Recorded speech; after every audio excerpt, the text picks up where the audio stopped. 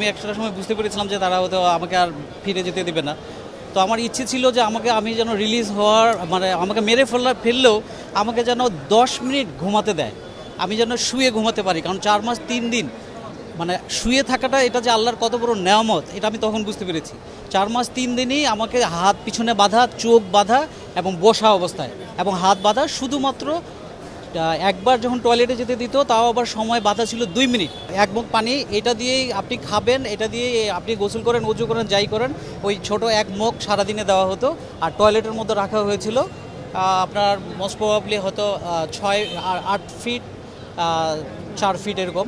হ্যাঁ, শোয়া যায় না। রেব 1-এ আমি ছিলাম 4 মাস 3 দিন, আর 2 মাস আমাকে রাখা হয়েছিল রাজশাহীতে মেরে ফেলার জন্য। মূলত 13ই অগস্ট রাত 3টার সময় তারা আমাকে বের করে। এরপর তারা রিলিজ করে আমাকে মানে রাজশাহী গোদাগাড়ির এক জঙ্গলের মধ্যে।